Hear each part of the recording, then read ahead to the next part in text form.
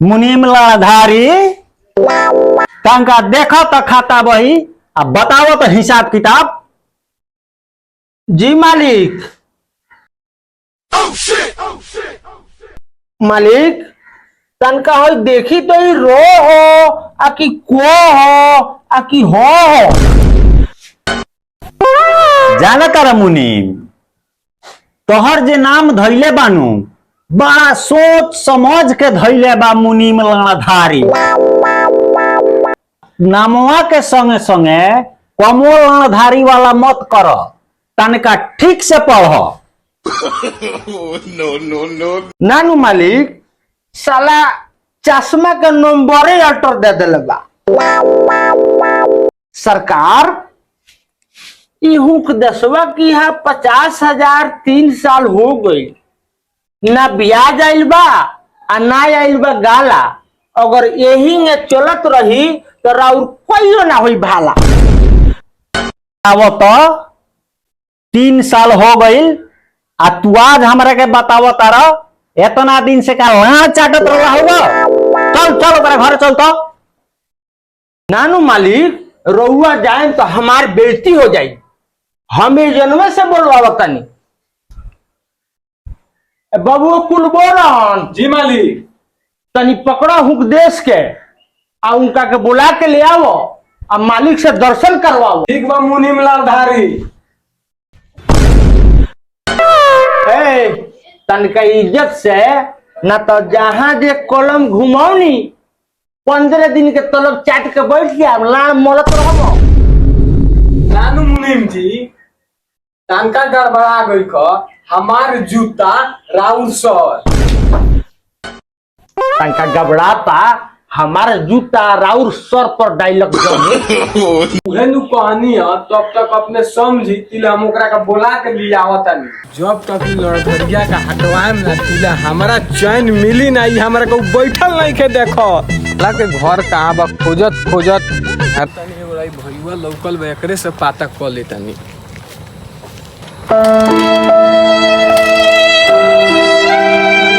दसवा लौकल कहो हम उहे बता खटिया खारा बनी चुप तनी ना जेबे माधर मौगा। लड़का का बोली विचार कैसन बा नहीं बहो कहा हुक देश जी के घरवा कहना पड़ी। बाग मत दुआरे पर आ गेल बड़ा हे नि घरवा हो ये हो हाँ नर चाहे मादा निकल लगन हो दादा। आओ अपना ही के नाम हुक देसवा चली ना मालिक बोलैनी है अपने के तो घर खोजत खोजत हमरा गांव में सब पसेना गिर गई। चलो ना तारा मालिक लगे चल तनी का तारा मालिक से हमरा कोनो डर भय बा का केहू के लेनी तो आज तक देबे ना कोई नहीं। तारा मालिक से कोनो हमरा डर बा का हमरा का लाना सुनाओ तारा चलो ना हुआ मालिक हुकी हमरा के लाड़ सुनावा तारा चलो ना तारा मालिक से कोनो हमरा डर बा चलो चलो।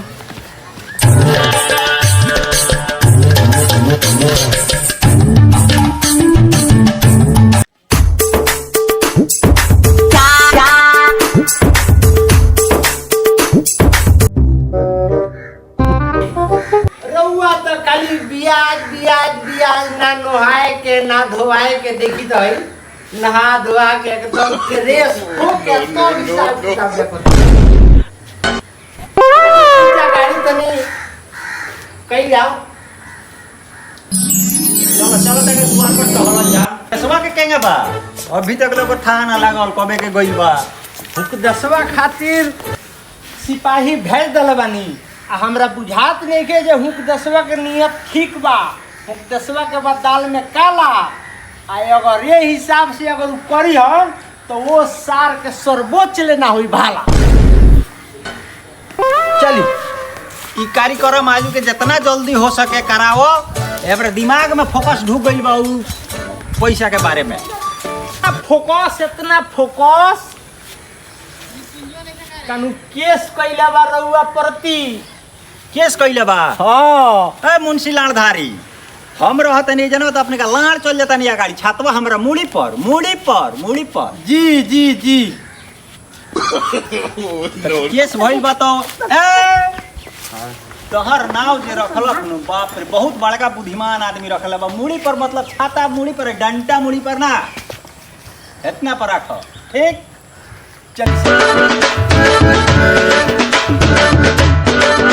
मुनीम जी मालिक, हमारा ब्याज के चलते साफ कुछो नीमन नहीं खेलागत। हाय दादा चलो हुकदेशवा का हम चेहरा ना देखे हाँ तब तक ले हमार दिल के चैन ना मिली। चलो जल्दी बोलवाबो वो लोग के पहले बड़ा ब्याज के हाल आवता तो ओकर फरमाइशी सुनियो।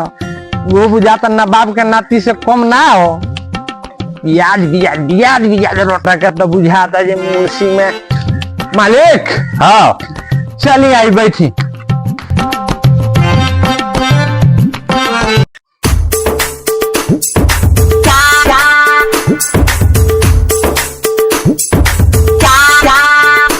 प्रणाम मालिक। मुनीफ जी प्रणाम। प्रणाम। अब प्रणाम दे हमारे लाख प्रणाम।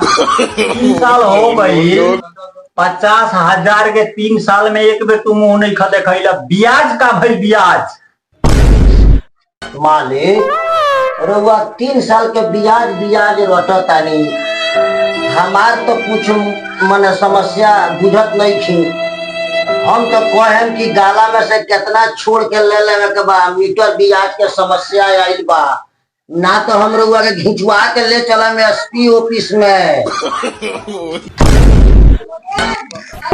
मालिक हाँ मुनीम लाधारी सुननी भाई सुननी है तो बड़का बात बोला तरन हो। हई देखी कितना मने इमरजेंसी बाप मोत रहे जवना बेरा हमनी के 50,000 रुपया दे देनी सन।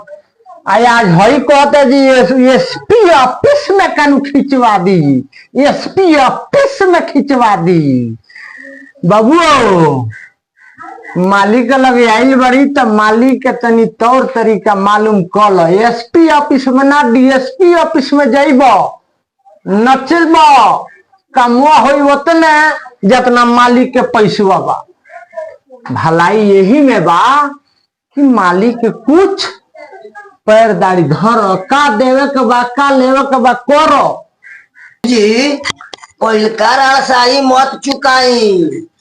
अब ई डराए वाला जनता केहू से नहीं है।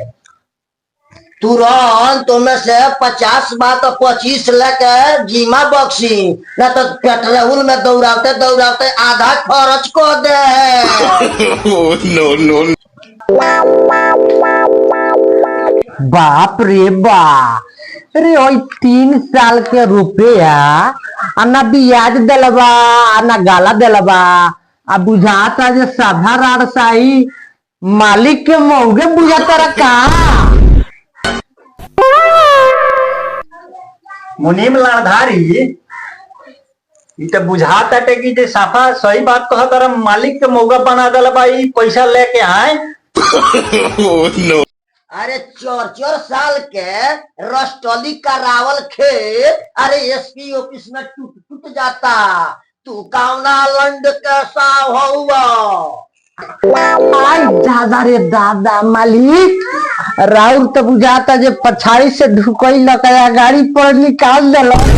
यही पर कोनो आवला सना बारका तो डर दबन के पैसा दे देवला सब तो ओकनी पर सितवा चोक कइले रहलो जाना है फरियावो। ए मुनीम लालधारी तू हमार मुनीम है कि उनका? जी राउर।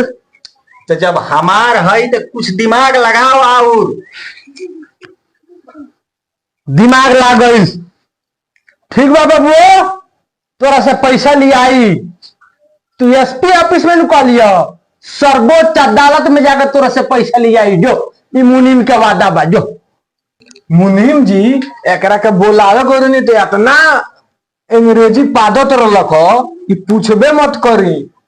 तू चिंता मत करो हमार बात मानो। इतना बोलला खातिर 1 लाख रुपया उनका में थपा गई। 1 लाख बुझिए जे लिया जाए उनका से। अरे मुनीफ जी 1 लाख का 5 लाख थोपी अभियान से अब रेगुलर एसपी ऑफिस में चली। आए गरीब के कीमत रहुआ देखी हम देखा के छोड़े।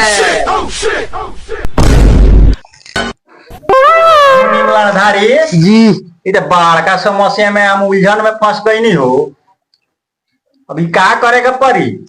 रउआ कुछ ना करे के पड़ी, अब सीधे मोटरसाइकिल में तेल डाली आ बीरगंज चली आ पकौड़ी भुजा खाई आ फिर घरे आई आ फिर मोटरसाइकिल से जाई, ये करे के पड़ी।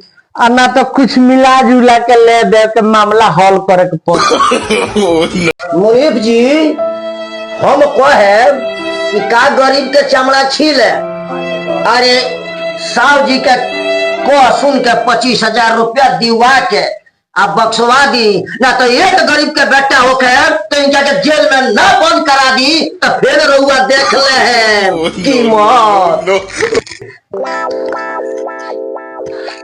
सरकार राउर जूता हमार सर 25,000 देता, 25,000 से हिना मीना कली का जाइए हमने के बीरगंज पेट्रोल खर्चा करे।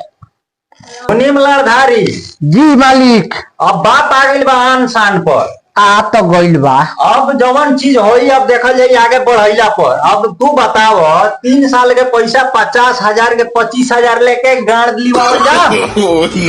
ना हजूर गाड़ मत लिवाई, समाज सारा हल्ला कर दीजिए मालिक, गाड़ मरवानी हो। ए मुनीम लालधारी, हमार मुनीम हुआ हमरा ओर से तारीफ ही करो जी। उ तो बढ़ले बानी, एकरा के आगे बढ़ा दे जाओ। बढ़ा दे जाओ आ उनकर खूब चूस लिहल जाओ।